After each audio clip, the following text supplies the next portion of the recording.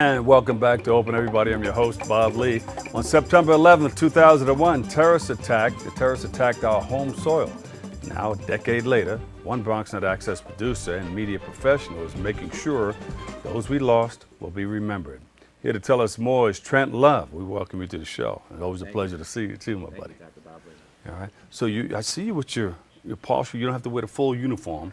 No, I'm retired. I am a retired captain, U.S. Army Military Police Corps. We salute you. Thank you for your service. No, thank you. No, thank you, and thank everyone for the wonderful service. And that's really what it's all about: remembrance. And my way to do that is to have a traveling remembrance 9/11 remembrance exhibition with a collection of 10 photos that I've taken as a first responder during that time period that I'll be displaying amongst the CUNY campuses, starting right here at Lehman. And this is your new project that you're involved in? Yes, it's one of. I probably have a picture of you down there because I was covering it on the mic and I have my camera too. If you go to drboblee.com, you'll see some stuff there, but I took a lot of graphic stuff out of it because you want to remember that deep. Yes, it is. It is. It was very painful. Actually, I've been carrying around these photos on a table pretty much for 10 years. Almost 10 years, and I figured that now would be a great time to be able to heal, tell the story, and basically honor those victors and victims and honor those fallen soldiers as well, and for those that were too young to actually experience, just to learn about it and use it as an opportunity to unite. So the name of it is called the 9/11 Remembrance Celebration. Started a website, and it'll be up in September, called September2Remember2.com. Yeah, and why is it important for you, Trent, to remember 9/11? A lot of people want to just put it behind them, well, actually, especially if you've been down there. Yeah.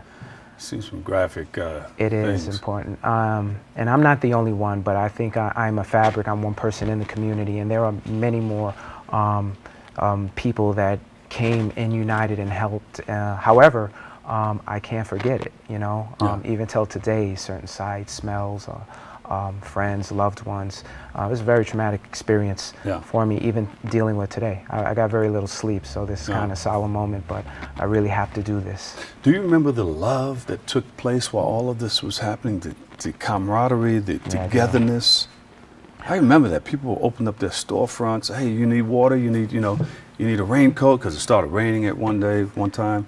You need a raincoat, you need some boots. You need some dry clothes, and they were just handing you stuff, blankets. That was part of it. That's why it's called, part of it is United We Stood, because pretty much I was doing convoys with the steelworkers to and from Ground Zero, as well as area security and any other law and order exercises that needed to be done that were picked up. But yes, we were together, and really it was a beautiful thing. Never before in my life have I experienced something like that. There was no black, there was no white, everything was shades of gray, and it was a beautiful thing, everyone helping each other hand in hand. And why can't we continue this?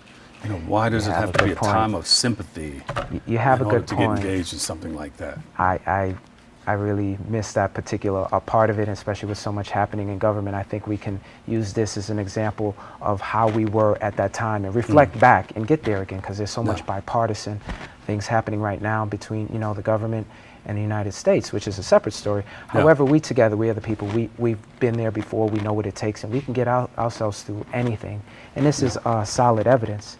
So basically, about the tour, it's going to happen in every week, a traveling tour starting in Manhattan for the first week. The second week is going to be in the Bronx within CUNY campuses, Queens, Brooklyn, and Staten Island. And the idea is to be able to tell the story and preserve our legacy. Now, this is your first year doing this? Yes, I haven't never told the story. It's the first time. As a matter of fact, your first tour of duty doing this, but no, I am a citizen soldier in the National Guard, U.S. Army National Guard. So I've been activated previously, but obviously never to this extent. And the activations and things that pretty much followed happened for a long time. But let me share with you an interesting story that happened about at the Veterans.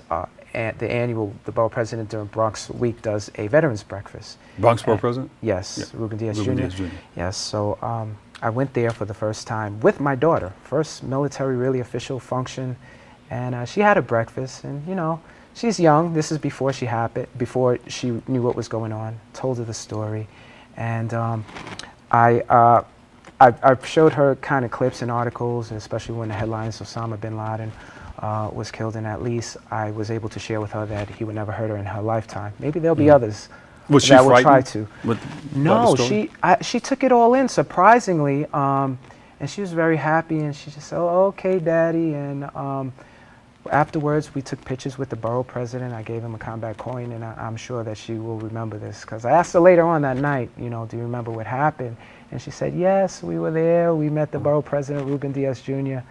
So I was able to share something with her, a very positive moment. Beautiful. A combat coin? Yes, I have a... Mike Burrell, did you ever receive one of those? You got a combat coin? Excellency in combat coin. I actually gave it to the borough president. He has it along with other memorabilia. I figured he would be the person to be able to preserve the contributions of fellow Bronxites on that. So I didn't want to keep it around, so I passed it on for others. What are servicemen and women thinking right now about what took place 9/11 and the two wars that we're in? Yes, now? It's a long time. It's wow. I'm glad that you mentioned that. There are so many diverse opinions, but I'm really proud of the way that the soldiers have been continuing to serve. It's mixed, but they are very strong and doing their duty faithfully. They need our support, and not only the soldiers, might I add, Bob, the families are the unsung heroes of this, because they are there to be able to support the family unit and keep that intact while the soldier might be serving away, whether they're male or female. There's grandmothers, there's sisters, there's brothers, fathers. Everyone's really stepping up to the plate, and people are enlisting to be able to provide that kind of relief. So basically, as another caveat to that, I am in the works for September doing another program called Vets Chat, which is going to start at and allow those soldiers and families. Oh, Vets Chat. Vets Yeah, Chat. talking to the veterans. Yes. Okay. So it'll be giving them an opportunity to share their stories and issues with a radio show in September, and in 2012, early January, with a television show. Good, beautiful. When does that start again? The radio show will start in September, and the television show will start in January 2012. What stations? Well, starting right here at BronxNet. I'm There an you go. access producer, There you and go. starting right here locally at Lehman. You know, everything starts local here first, and we have a wonderful community in the Bronx. I have support from BronxNet. I have tons of military supporters from the borough president, from the mayor's office. And vets can see you all over the world through That's BronxNet, right. because you That's go right. just go on the internet and you can see everything That's that you true. do. We have Skype, and that's an integral part. And actually, last year we did 1-minute caring messages, and we're going to continue to do that. So if anyone out there wants to do a 1-minute caring message to their soldier or sailor that's away and can't be there with the family, I use this as an opportunity to bridge the gap in a long distance during a difficult time. And say hello to somebody in New York. I mean, That's you right. know, through Skype. That's you know, right. just punch up Skype, and you know they can do whatever they want from there. Live broadcast.